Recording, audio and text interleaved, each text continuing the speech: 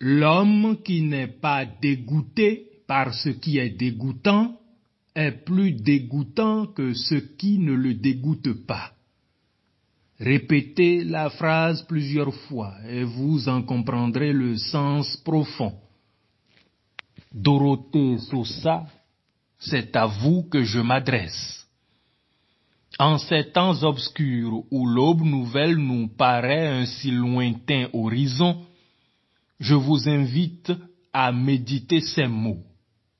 Ne laissez personne vous imposer le dégoût au point de vous rendre plus dégoûtant que ce qui dégoûte votre peuple.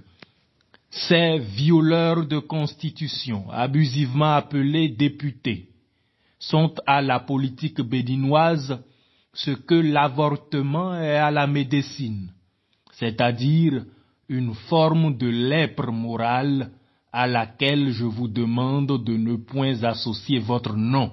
La cour que vous avez l'insigne honneur de diriger n'est ni la vôtre, ni celle du roi Péto. Elle a pour principale mission d'offrir au peuple béninois la sécurité juridique nécessaire à la libre expression de sa citoyenneté. Citoyenneté sociale, citoyenneté politique et citoyenneté humaine.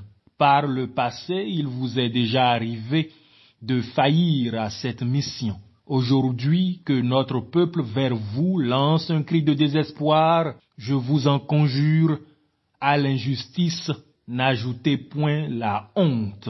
La honte, cet étrange sentiment que vous ressentirez peut-être le jour où, au hasard des rencontres, vous serez en face de vos collègues sénégalais, eux restés fidèles à leur peuple, vous qui, hélas, au plus offrant, avez cédé. Comment vous sentirez-vous? Dorothée Sosa, vous avez un choix à faire. Faites celui de la sagesse et de la vérité. Réviser le code électoral après avoir échoué à faire réviser la Constitution, c'est comme un voleur qui, après avoir échoué à s'introduire par la porte, décide par effraction d'essayer la fenêtre. Nous assistons donc aux préparatifs d'un braquage prévu pour 2026. Et comme dans tout braquage, il leur faut au préalable neutraliser ceux qui gardent la maison. En l'occurrence, l'opposition béninoise représentée au Parlement par le parti de l'ancien président Thomas Boni Yayi. Il faut à cet effet rendre un hommage mérité aux 28 dont la présence, même minoritaire, effraie Talon Patrice, au point de vouloir lui faire liquider toute l'opposition béninoise. Cette obstination à fuir des élections libres, transparentes et inclusives, cette obstination à réécrire en permanence les lois, les codes ou les règlements, cette obstination à vouloir ruser par la tromperie en se servant de l'hémicycle comme d'un abattoir pour décapiter l'état de droit, révèle la faiblesse d'un régime qui, parce qu'il a échoué, craint plus que tout la chrysalide du suffrage universel. Le suffrage universel, voilà en une phrase le cauchemar de Talon Patrice. Il veut donc par tout moyen en réduire l'expression, afin de concentrer et de conserver en ses seules mains le pouvoir dévolu au peuple souverain. Ce qui est en jeu, compatriotes mes frères, c'est le destin de notre nation. C'est pourquoi notre mobilisation doit être réelle. Regarder de loin et faire des commentaires ne suffira plus. Seule une mobilisation massive des hommes et des femmes de ce pays fera la différence face à la tyrannie dont nous subissons les dérives. Compatriotes, mes frères, ce 8 mars 2024, j'écris ces lignes en ayant le cœur serré de savoir notre sœur Rekiat Madougou toujours en prison. En plus d'avoir peur de son peuple, le tyran rabougri qui nous dirige a surtout peur de cette femme dont il redoute l'intelligence et la détermination. De son lieu de détention, Rekiat Madougou, me dit-on, prie. Elle prie beaucoup, non pour demander, mais au contraire pour remercier. Subir injustement l'outrance d'un homme dont elle a pourtant facilité la rédemption est pour Rekiat un outrage dont elle porte en silence la flétrissure. Il nous revient, compatriotes mes frères, de lui rendre justice, à elle, Rekiat Madougou, et à toutes ces femmes qui, pour un fruit croqué jadis dans le jardin d'Éden, se virent injustement accablées de tous les maux de l'humanité. Opposants sans peur, béninois sans reproche, compatriotes mes frères, de bataille en bataille jusqu'à la victoire finale.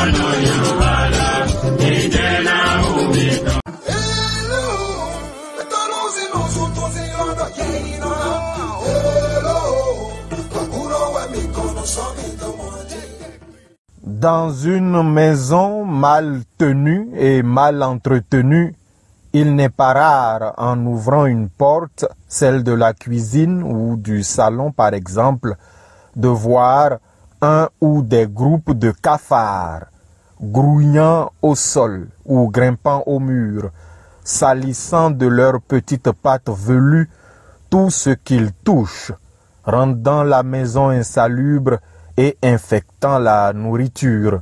Le sentiment de répulsion que ressent chacun en ces instants-là se mesure au dégoût que nous inspirent les cafards. Nous l'avons tous vécu. Compatriotes, un dégoût similaire à celui que je viens de vous décrire s'est emparé de moi devant le spectacle de ces anciens députés réunis en conférence de presse. Ils avaient pour but, comme les cafards de ma description, de rendre insalubre notre commune maison, la République.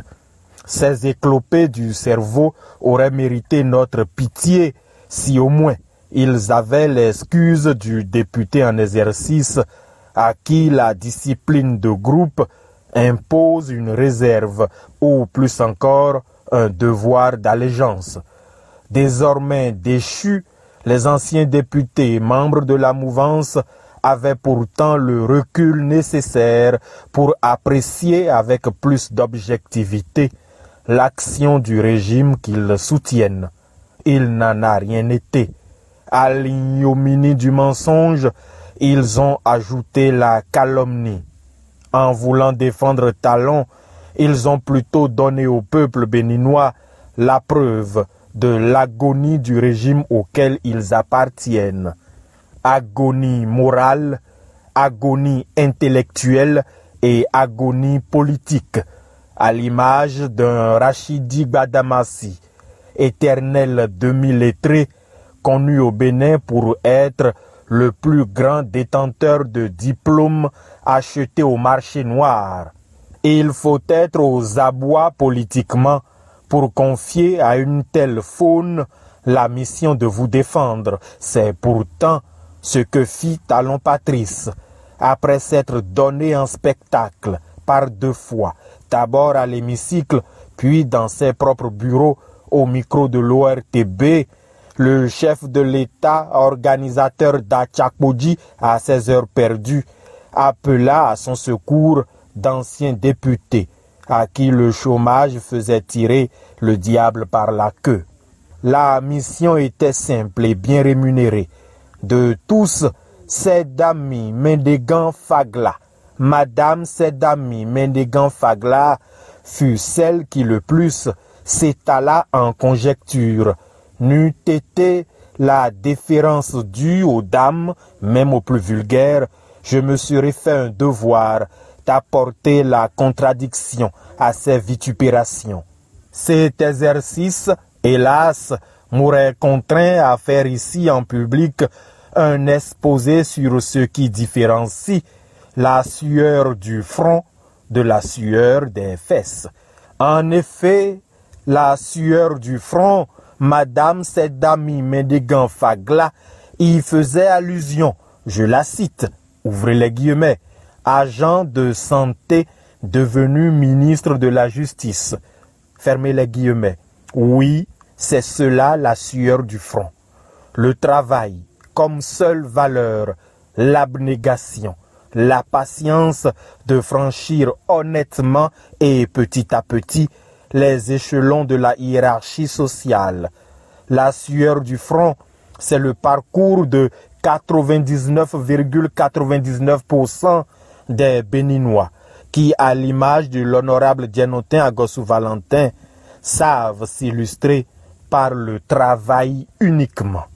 Or, la justice, comme le travail, est d'abord une valeur et non une activité professionnelle.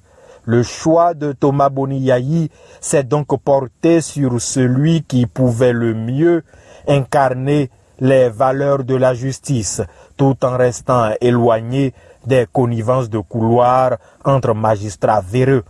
Au lieu d'en rougir, l'honorable Dienotin devrait au contraire s'enorgueillir d'avoir plusieurs années durant été par son travail les frêles épaules sur lesquelles reposait la responsabilité de redonner ses lettres de noblesse à cette charge régalienne, la justice. C'est cela, la sueur du front. Une référence à laquelle ne peut s'identifier Madame Sedami Mendegan Fagla, dont le parcours politique relève d'un autre genre de sueur que la décence m'interdit de commenter, par crainte que le devoir de riposte un jour ne nous impose d'écorcher ce qui reste de votre réputation. Nous vous prions, Madame Sedami Mendegan Fagla, à l'avenir de vous taire. D'ailleurs, rien ne justifie toute cette agitation, si ce n'est la peur qui règne dans les coulisses du pouvoir. Devenu paranoïaque, le chef de l'État se méfie de tout le monde. Il a récemment exigé le renforcement de sa sécurité personnelle. Ses visiteurs du soir le disent irascible, les nerfs à fleur de peau. Il rumine. J'attendrai que la fête passe pour vous en dire plus. En attendant, recevez mes vœux les meilleurs. Je les adresse tout particulièrement à nos otages politiques que la dictature éloigne de leur famille. Notre sœur Rekiat Madougou, cette année encore, ne verra de la nouvelle année que la faible lueur que laissent filtrer les barreaux de sa cellule de prison. Quel est donc le crime de cette femme? Aucun, absolument aucun.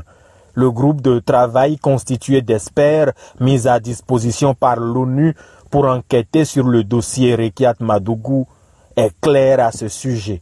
En son avis 51-2022, l'ONU déclare, je cite, ouvrez les guillemets, le gouvernement béninois n'a fourni aucun procès-verbal de témoignage, d'échange téléphonique ou autre document à l'appui de cette déclaration quant à l'implication présumée de Madame Madougou dans une entreprise de financement d'assassinat.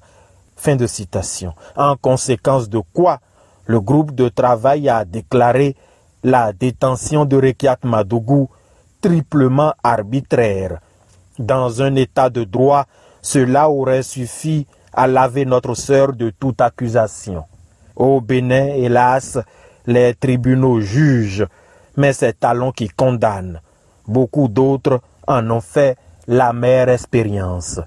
Joël Aïva, Thibaut Ogou sont autant de victimes sacrifiées par Talon Patrice sur l'autel de son goût pour le pouvoir.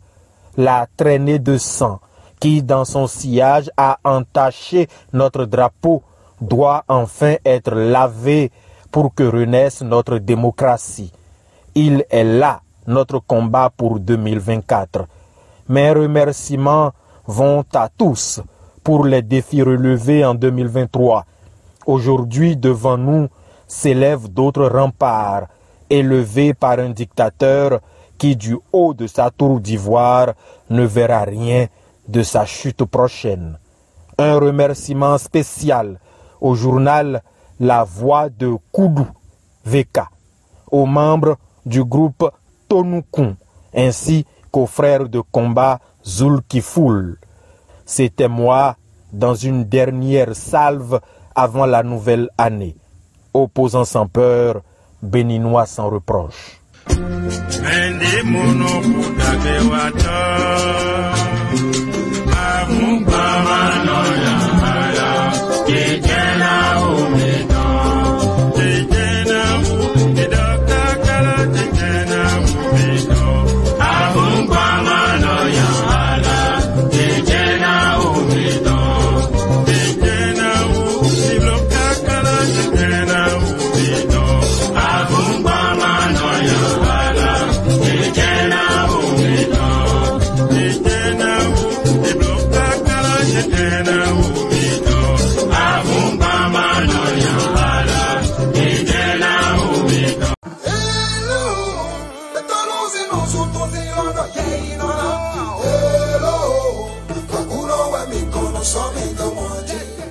Païdos, enfant en grec, est la racine qui va servir à construire le mot pédagogie, littéralement conduire un enfant.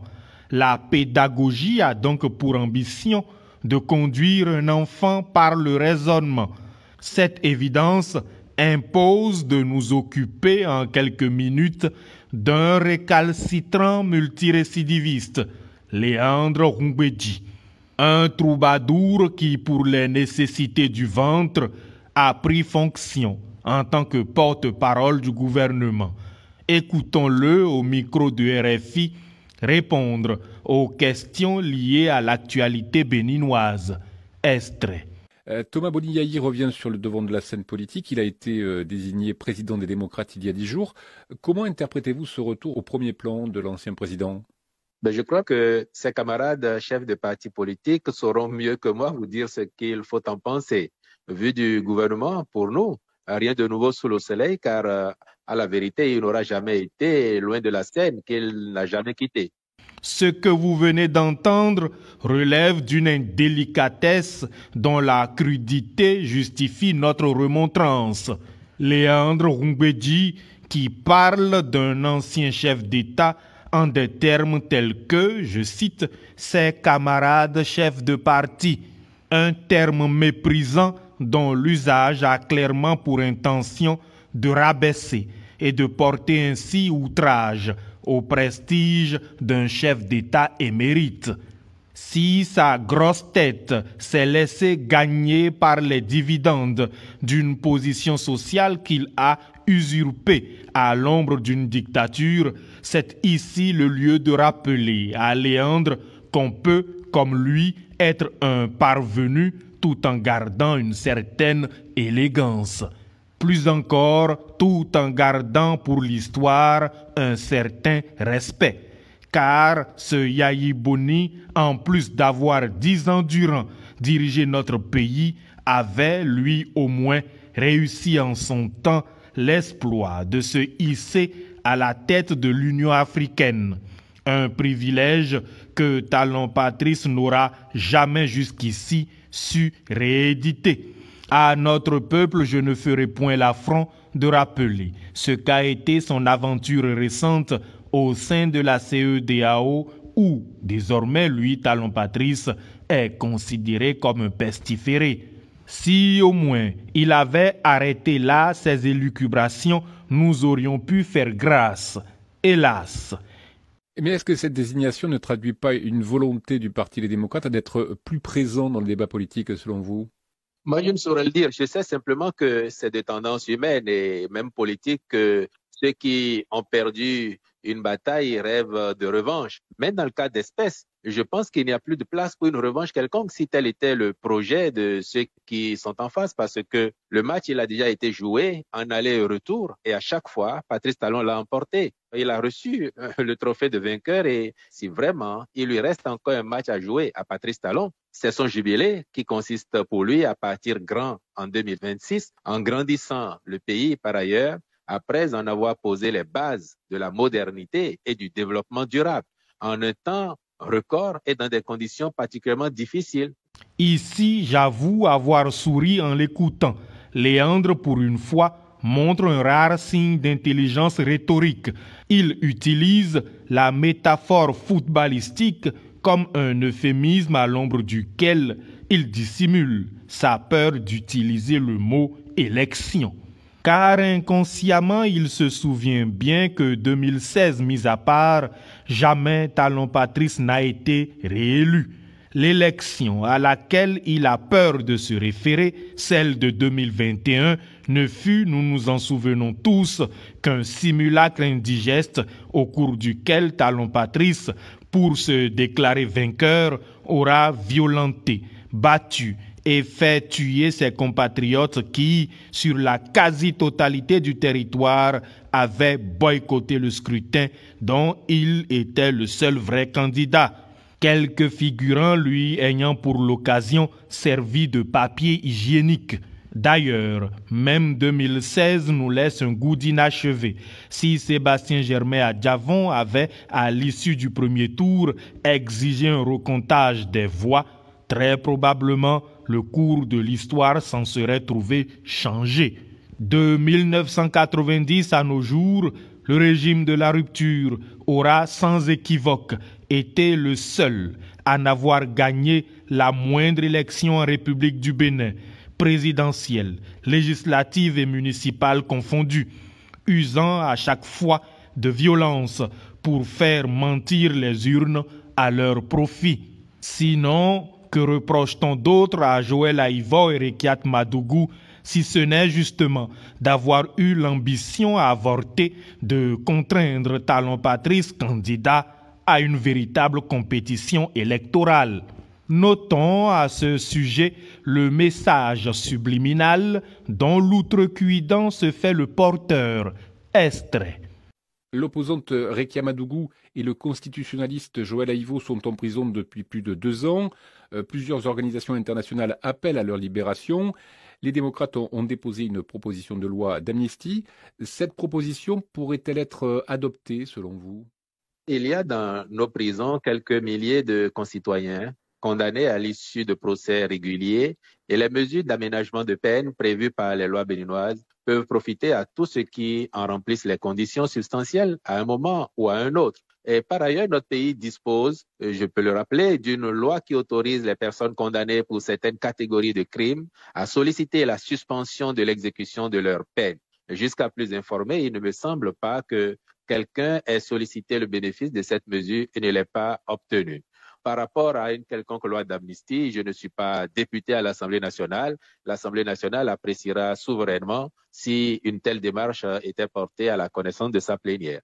Vous l'aurez compris, ce qu'ils attendent de Joël Aïvo et plus encore de Rekiat Madougou, c'est de venir à eux mendier la libération pour laquelle ils les font languir en prison.